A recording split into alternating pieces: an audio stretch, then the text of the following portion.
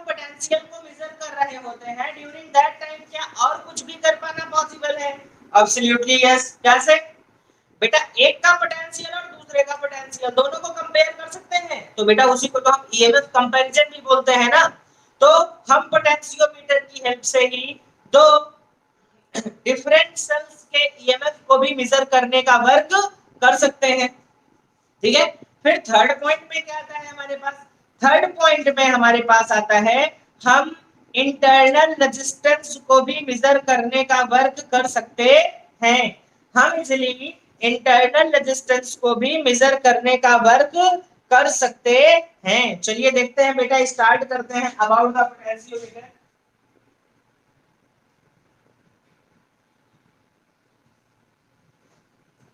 Potentiometer देखिए ये है क्या? It is a type of instrument in which potential gradient is developed in long wire and from it desired potential difference can be obtained to balance the EMF of a cell। देखो बड़ा अजीब सा बोला मैंने, lengthy सा statement, but इतने की need नहीं है। It is a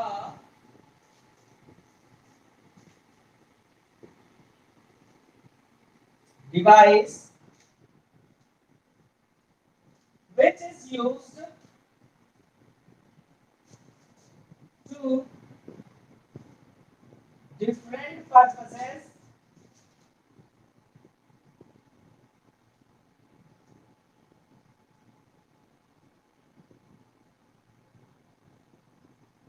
as like comparing the EMF and to find the internal resistance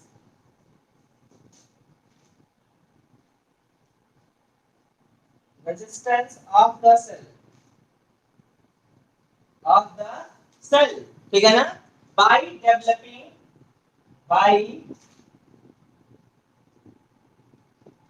developing appropriate potential difference in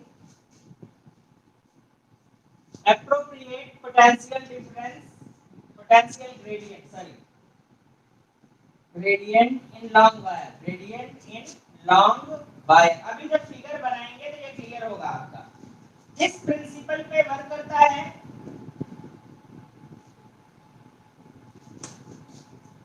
It works on the principle of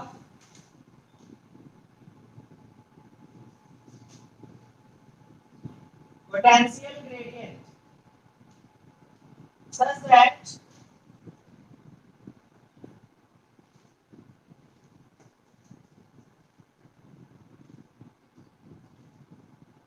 V is directly proportional to L। ठीक है, या EMF कर लीजिए, EMF is directly proportional to L which can be written as KL।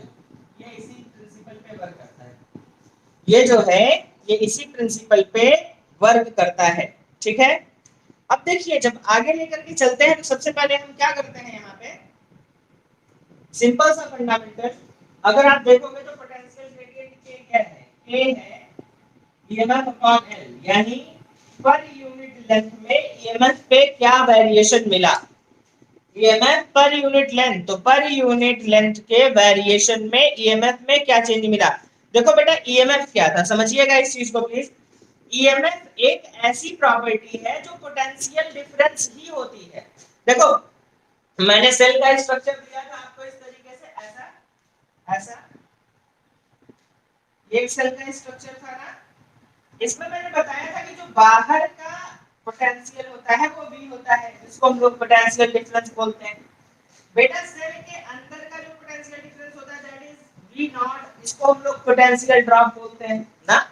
एक external circuit का potential होगा, एक internal circuit का पोटेंशियल होगा। एक्सटर्नल सर्किट के पोटेंशियल को पोटेंशियल डिफरेंस बोलेंगे और इंटरनल सर्किट यानी पॉजिटिव और नेगेटिव के बीच में जो आपका पोटेंशियल डेवलप हो रहा है that is known as the potential drop. And when these two are in closest with each other, V plus V dash, V plus V dash, so the whole included potential difference of any particular circuit, circuit का मतलब cell और wire दोनों का potential difference मिलाकर के जो मिलता है उसी को हमने ईएमएफ बताया था आपको, ठीक है ना। तो यहाँ पर देखिए बेटा ये रहा, इसका फिगर मैं बनाता हूँ, ठीक है ना। तो इसका फिगर बनाएंगे तो क्या मिलेगा, ध्यान दीजिए। इसके फिगर में बताया जा रहा है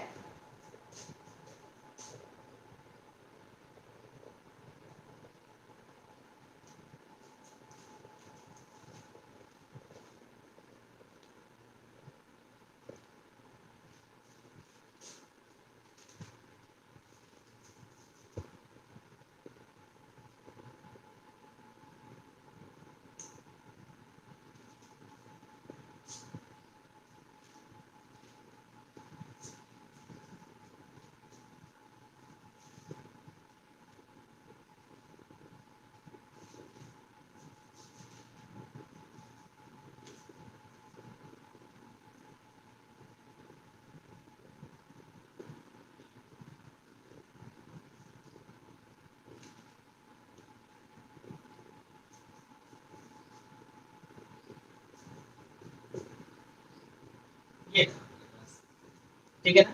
अब देखो यहाँ पर आपको इसे कुछ इस तरीके से सेट करना होता है, potential gradient of wire across AB, AB के अक्रॉस जब आप पोटेंशियल डिफरेंस ग्रेडियंट निकालोगे, अगर ये A रहा ये B रहा, इसके अक्रॉस पोटेंशियल ग्रेडियंट निकालने के लिए जाओगे तो मान लो वो L पे बैलेंसिंग कंडीशन में मिला, तो L पे बैलेंसिंग कंडीशन में जो मिल रहा है बेटा उसके लिए आपको यही मिल जाएगा, मतलब यहाँ पर सीधा सा EMF equals to K into L, यहाँ पर K जो है that is known as the potential gradient। Capacitance में हम लोगों ने थॉरोली इस पे डिस्कस किया था, इसी को हम लोग बोलते हैं क्या, पोटेंशियल ग्रेडियंट। इसको देखिए तो हम इसके एप्लीकेशन, अब देखो बेटा इसी में हमने देख लिया कि हम ईएमएफ कैसे मेजर करेंगे।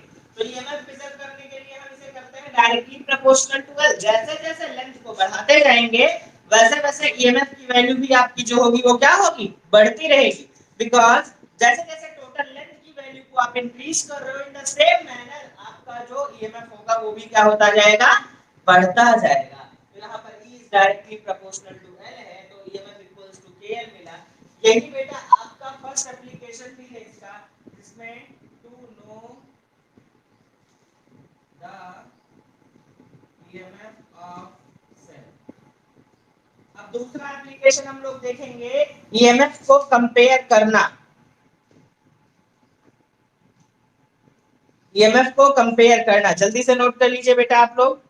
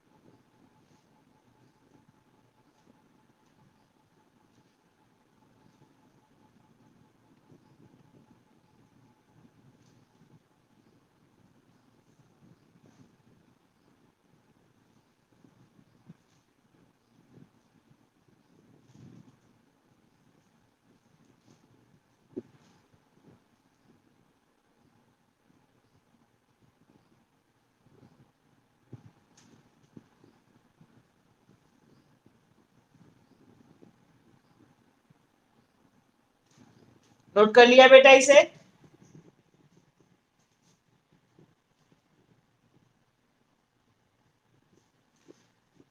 वेरी गुड, बाकी लोग भी जल्दी से नोट कर लें।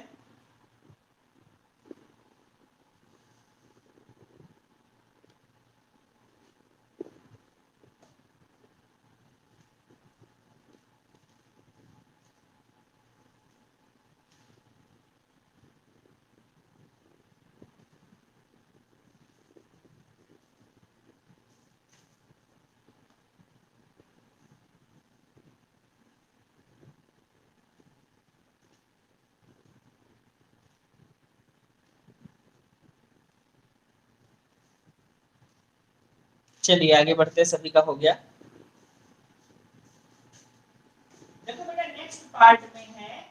जैसे जैसे आप ईएमएफ को लेकर के आगे मूव करो, सॉरी पोटेंशियोमीटर को लेकर के मूव करोगे, क्या कर सकते हो इससे, तो आप क्या कर सकते हो, टू डिफरेंट बैटरीज को उसके सर्किट से अटैच कर सकते हो और उनके ईएमएफ के कंपैरिजन में रोल प्ले कर सकते हो।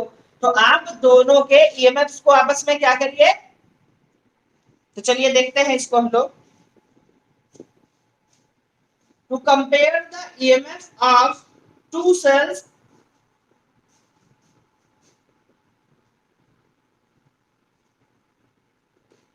compare the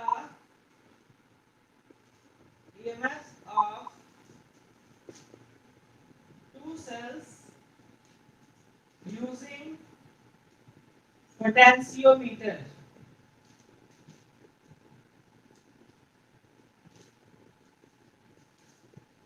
using potentiometer, potentiometer का यूज करके आप उनके ईएमएफ को कंपेयर करिए, ठीक है ना।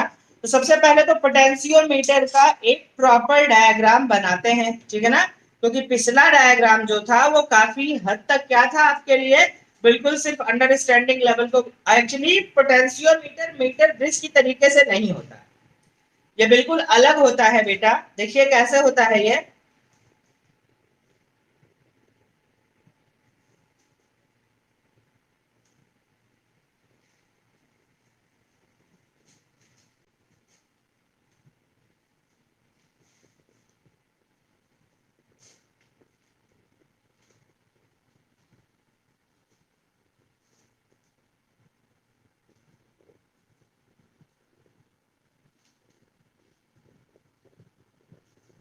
ये वायर दिए गए हैं आपको, वायर के एक टर्मिनल को पॉजिटिव से और दूसरे टर्मिनल को की हेल्प से और रियोस्टेट की हेल्प से क्या करते हैं आप, नेगेटिव से कनेक्ट करते हैं। कहां से कनेक्ट करते हैं, नेगेटिव से।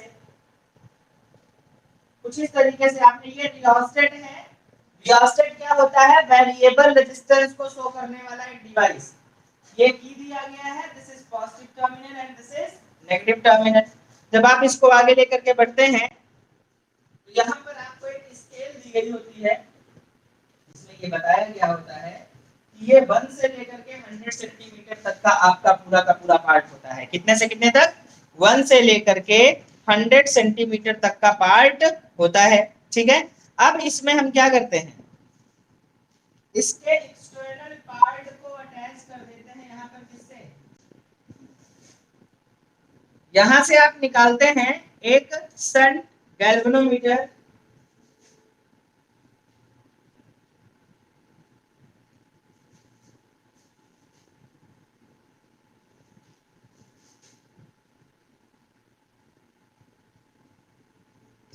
ये गैल्वेनोमीटर है, और इसके इसी टर्मिनल से आप यहाँ पर 2 सेल लगाते हैं।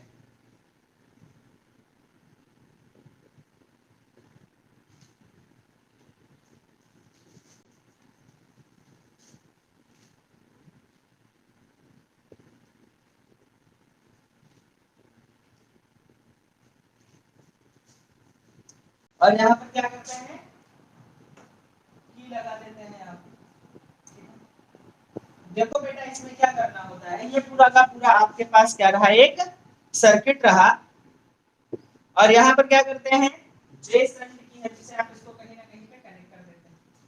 देखो क्या हुआ, इसके एक टर्मिनल से गैल्वेनोमीटर को लगा करके आप यहाँ पर जॉकी की हेल्प से, किसकी हेल्प से, जॉकी की हेल्प से आप क्या करते हैं, इसको कनेक्ट कर देते हैं, ठीक है।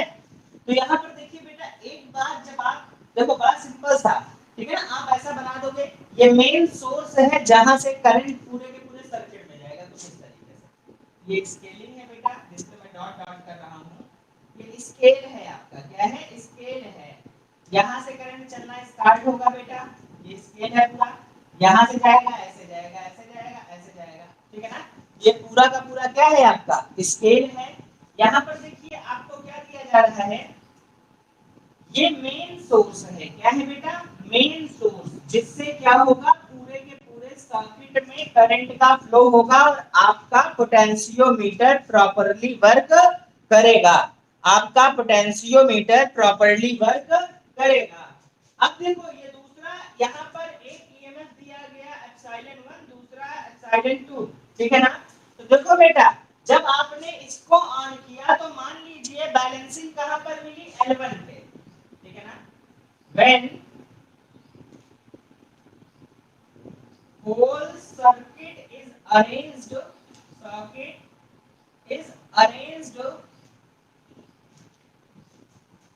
as in given figure, as in given figure, whole circuit is arranged as in, जैसा given figure में दिया गया है। देखो ना, यहाँ पर क्या है कि एक मेन सोर्स से आपने इसको कनेक्ट कर दिया, दूसरी दो बैटरीज आपने लगाई जिनका ईएमएफ कंपेयर करना है, उसको गैल्वेनोमीटर की हेल्प से, जॉकी की हेल्प से बैलेंसिंग कंडीशन, यानी जब गैल्वेनोमीटर में कोई डिफ्लेक्शन ना मिले, whole circuit is arranged as given figure. Initially we start with, ये प्राइमरी सेल था, फर्स्ट सेकेंडरी सेल, ये फर्स्ट सेकेंडरी सेल है, नीचे वाला सेकंड, स्टार्ट विद ईएमएफ 1, ठीक है ना। तो यहां पर क्या होगा बेटा, it gets balancing eight L1, ये किस पे दे रहा है, L1 पे दे रहा है। और मान लीजिए जब दूसरे को लेके चलेंगे, इसको पहले क्या करेंगे, सेकंड को ऑफ करेंगे, फर्स्ट को ऑन करेंगे, तो इसका ईएमएफ मिल जाएगा। आप कहोगे कैसे मिल जाएगा, बेटा पोटेंशियल ग्रेडियंट में क्या देखा था कि EMF is directly proportional to L, EMF is directly proportional to L। तो बेटा जितनी ज्यादा लेंथ होगी उतनी ही ज्यादा ईएमएफ होगी। तब कहोगे लेंथ कैसे देखेंगे, बेटा 0 से 100 यहाँ होगा, 101 से 200 इधर, 200 से 300, 300 से 400, तो आप इसी पे एक जॉकी होता है बेटा, ठीक है ना। आप जानोगे जब प्रैक्टिकल करोगे तो उसी जॉकी को लेकर के मूव कराओगे, जब जॉकी को लेकर के मूव कराओगे तो आप क्या देखोगे कि एक ऐसी स्पेसिफिक पोजीशन आएगी जहां पर कोई भी गैल्वेनोमीटर में डिफ्लेक्शन नहीं होगा, ना तो इधर ना इधर। क्यों, क्योंकि बेटा वो बैलेंस्ड कंडीशन में आ जाएगा। तो मान लीजिए फर्स्ट सेल के लिए आपको बैलेंस्ड कंडीशन मिली L1 पे, तो EMF 1 is directly proportional to L1, तो ये क्या हो जाएगा, equals to KL1, equation number 1, EMF 1 equals to KL1। Similarly EMF 2 is directly proportional to L2, तो EMF 2 equals to क्या हो जाएगा, KL2। This is equation number second, equation number first and equation number second। बेटा दोनों equations को merge कर लो, by equation first and second. तो देखो बेटा EMF 1 upon EMF 2 equals to L1 upon L2। बेटा इसी का यूज करके हम न्यूमेरिकल्स को सॉल्व करते हैं। तो सबसे पहले फिर से समझिए, जैसे जैसे लेंथ बढ़ता जाएगा वैसे वैसे EMF बढ़ता जाएगा, तो बैलेंसिंग पॉइंट एक फिक्स पोजीशन पे आपको मिलेगी, ठीक है ना। तो फर्स्ट सेल के लिए जो ईएमएफ होगा उसके अकॉर्डिंग बैलेंसिंग पॉइंट कहीं ना कहीं L1 पे मिलेगा, और सेकंड के लिए मान लीजिए कहीं ना कहीं, मान लीजिए यहां कहीं पर मिलेगा ना, इस पॉइंट पे। तो यहां पर मान लीजिए ये लेंथ L1 थी अगर, तो ये लेंथ क्या हो गई आपकी L2। तो सेकंड की बैलेंसिंग पॉइंट L2 पे मिली और फर्स्ट की बैलेंसिंग पॉइंट L1 पे मिली। बेटा दोनों को मिला करके EMF 1 अपॉन EMF 2 आपने कर दिया, आपको क्या मिला, L1 अपॉन L2 का कॉन्सेप्ट। जल्दी से नोट कर लो बेटा 2 मिनट के अंदर। फिर लास्ट एक टॉपिक इसका एप्लीकेशन और है, उसी को बता करके द एंड, और फिर कल और परसों इनके न्यूमेरिकल्स पे हम वर्क करेंगे, ठीक है ना। और फिर मूविंग चार्जेस एंड मैग्नेटिज्म को लेकर के स्टार्ट करेंगे। क्यों, क्योंकि लास्ट ऑफ जून तक बेटा हमें 7 चैप्टर कंप्लीट कर लेना है, ठीक है ना। अब कहोगे थर्ड पे ही तो है, नो प्रॉब्लम बेटा, fifth sixth fourth fifth sixth, fourth थोड़ा सा लेंदी है, फिफ्थ सिक्स्थ 4 4 5 5 डेज के चैप्टर हैं बस बेटा ना। और सेवंथ भी आपका इजी ही है, सेवंथ ईएमआई इलेक्ट्रोमैग्नेटिक इंडक्शन है, आप पहले से पढ़ चुके हो उसके बारे में काफी कुछ, तो कोई प्रॉब्लम नहीं होनी। जून लास्ट टर्म का टारगेट है 7 चैप्टर हमें कंप्लीट करके रख लेने हैं, ठीक है ना। Please note it down.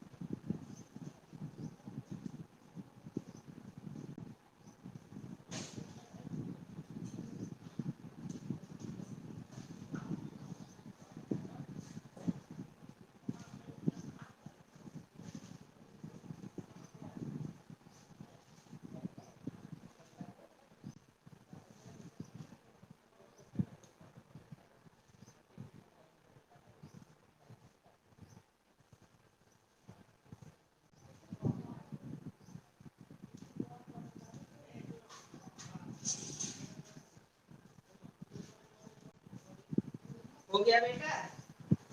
हाँ मैसेज तो आगे, चलिए देखिए आगे देखते हैं। देखिए नेक्स्ट पार्ट में क्या है,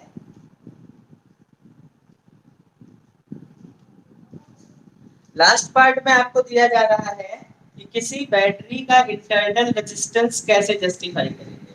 इंटरनल रेजिस्टेंस मैंने बताया था ना उस दिन आपको, फिर से मैं एक बार बता दे रहा हूँ उसका कॉन्सेप्ट, कोई दिक्कत नहीं है।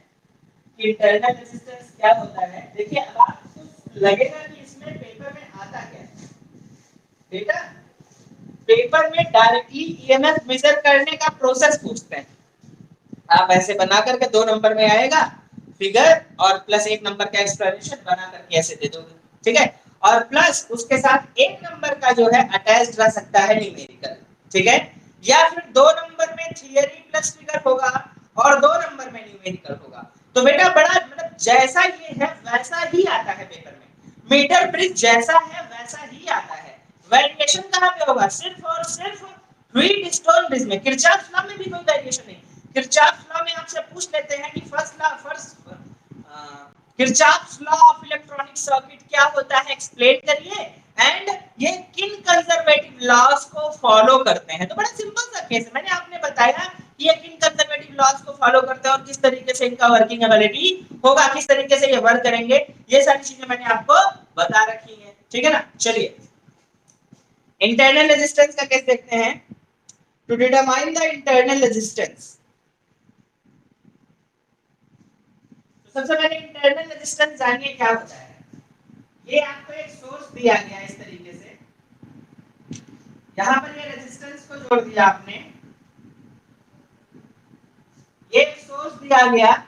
तो बेटा देखो ये बाहर का रेजिस्टेंस है एक्सटर्नल रेजिस्टेंस, लेकिन बेटा अंदर जो मूवमेंट होगा करंट का, सेल के अंदर का जो मूवमेंट होगा करंट का, उसमें भी कुछ ना कुछ इफेक्ट तो होगा, कोई ना कोई अपोजिंग कॉज तो वर्क करेगा। ऐसा तो है नहीं कि वो बिल्कुल फ्री फ्लो में one place to another place move करता जाएगा, नहीं ना।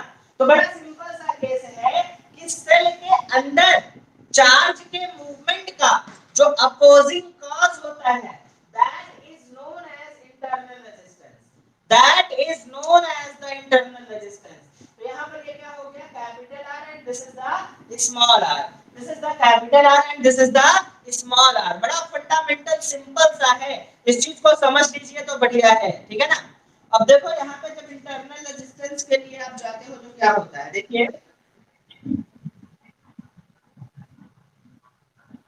बिल्कुल बेटा, देखो बेटा पॉजिटिव से चार्ज चलता है और वो कहां तक जाता है बेटा, नेगेटिव तक। तो पॉजिटिव से नेगेटिव बेटा आउटर सर्किट में जाएगा तो अपोजिंग कॉज मिलेगा, मिलेगा कि नहीं मिलेगा। लेकिन इंटरनल सर्किट में भी बेटा तो इधर से इधर चार्ज जाएगा, क्यों, क्योंकि नहीं जाएगा अगर तो थोड़ी देर बाद यहाँ के सारे चार्ज खत्म हो जाएंगे और वो यहाँ पर पहुंच जाएंगे ना। पॉजिटिव के सारे चार्जेस खत्म और नेगेटिव पूरी तरीके से चार्ज हो जाएगा। लेकिन बेटा नेगेटिव से पॉजिटिव अंदर से नेगेटिव से पॉजिटिव की सेल्स के अंदर लगातार चार्जेस का मूवमेंट होता रहता है। तो internal movement of charges inside a cell is taking place which are opposes by a fixed opposing cause या obstruction, ठीक है ना, किसी ना किसी फिक्स अपोजिंग कॉज से उन्हें अपोज किया जाता रहता है। तो जिसे हम लोग क्या बोलते हैं बेटा, इंटरनल रेजिस्टेंस। क्या बोलते हैं, इंटरनल रेजिस्टेंस। तो यहाँ पर बेटा ये दिया गया आपको इंटरनल रेजिस्टेंस, आई बस सेल के अंदर का।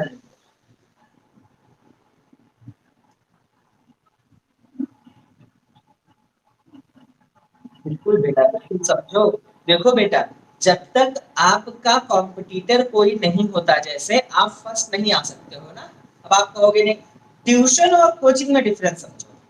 एक रेगुलर क्लास की नीड क्या है, बहुत पैसे वाले लोग पढ़े हुए हैं, वो अपने बच्चे को अकेले एक जगह पर बैठा करके सारे टीचर्स को बुला के पढ़वा सकते हैं, लेकिन वो भी स्कूल प्रीफर करते हैं। What is the reason of this, इसका रीजन बड़ा सिंपल सा है, grouping creates competition, grouping creates roughness, ठीक है ना, जिसमें आप बेटर परफॉर्म कर सकते हो। सबसे इंपॉर्टेंट ये है, वैसा ही बेटा जब तक कोई अपोजिंग कॉज नहीं होगा तब तक बेटा कभी भी आपको आउटपुट नहीं मिलेगा इलेक्ट्रिसिटी का।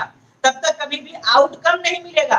करंट फ्लो तो होगा लेकिन वो बल्ब को ग्लो नहीं कर पाएगा। Joule sheeting effect of current याद करो बेटा 10th क्लास का, कि करंट का फ्लो होगा लेकिन आर नहीं है तो हीटिंग इफेक्ट जनरेट नहीं होगा। समझ पा रहे? तो रेजिस्टेंस के बिना किसी भी तरीके से आउटपुट नहीं मिलेगा बेटा आपको। समझ पाए बात को भैया? चलिए ठीक है, वेरी गुड। तो देखो बेटा यहाँ पर बस इसी इंटरनल रेजिस्टेंस को हमें कैलकुलेट करना है, ठीक है ना। जब इंटरनल रेजिस्टेंस को कैलकुलेट करने के लिए जाओगे तो देखो कैसे करोगे इसे।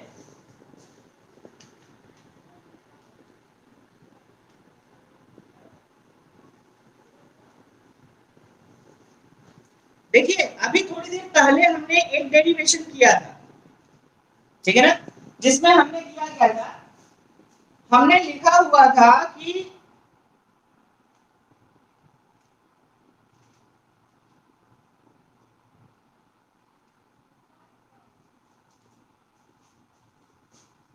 EMF1 equals to KL1, EMF2 equals to KL1। First cell के लिए EMF1 KL1 के इक्विवेलेंट है और सेकंड सेल के लिए ये KL2 के इक्विवेलेंट है। दोनों को कंपोज करने पर, कंपेयर करने पर EMF1 upon EMF2 equals to L1 by L2 मिला। बेटा इसे इक्वेशन क्या मान लो, 1 मान लो, इक्वेशन 1 मान लो। फिर इसके बाद आपसे कहा गया कि हम सभी लोगों को पता है कि EMF minus V equals to क्या होता है, IR होता है। EMF minus V equals to क्या होता है, IR होता है। अब इसमें से पूरे को V से डिवाइड कर दो परमानेंटली। किससे डिवाइड कर दो, V से। तो V से डिवाइड करोगे तो EMF upon V minus,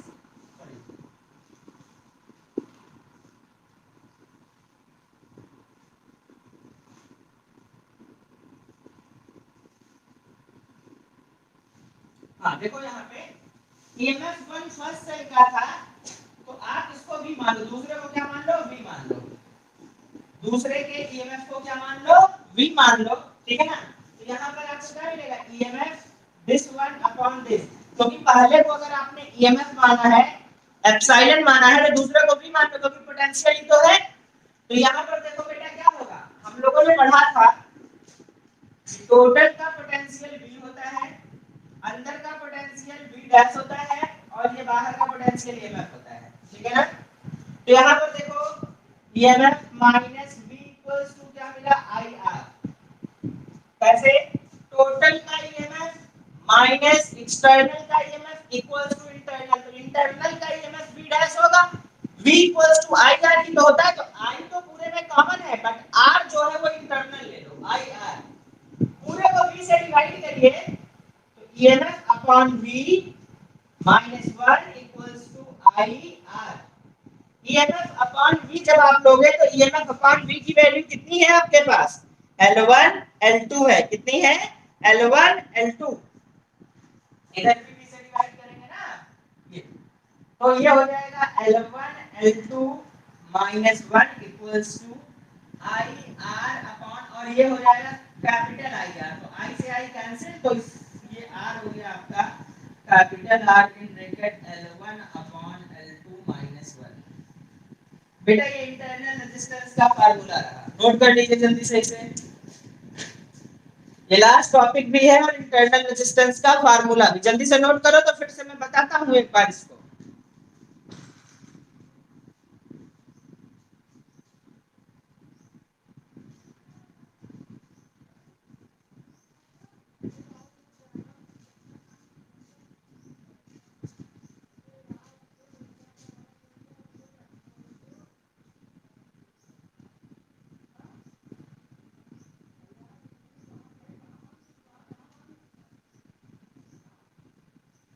clear हुआ बेटा कि नहीं है?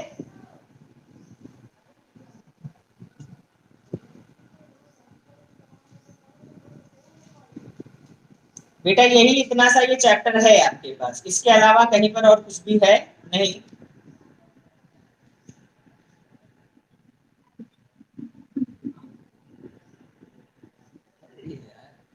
अब पढ़ाई करने वालों के लिए बेटा कुछ बड़ा नहीं है, बाकी जब बच्चे छोटे रहते हैं उन्हें A से Z तक भी टफ लगता है।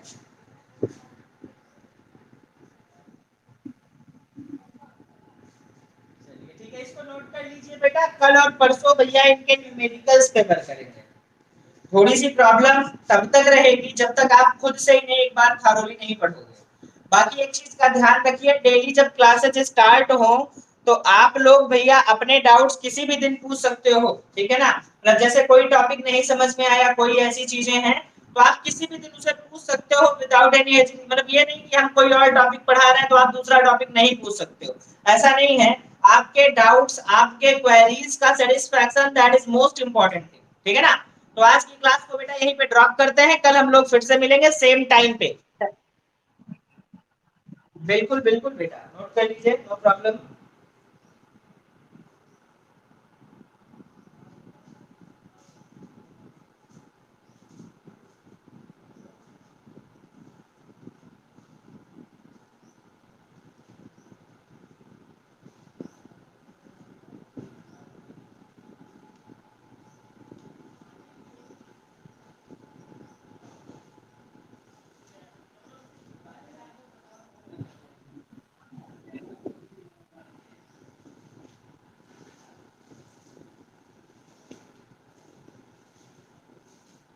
ठीक है बेटा, चलिए कल हम लोग मिलते हैं ना। Thank you sir. नोट कर लिया बेटा आदित्य? आदित्य भैया नोट हो गया? अच्छा आदित्य तो गया। हम वेट कर रहे हैं, चलिए ठीक है बेटा, ओके।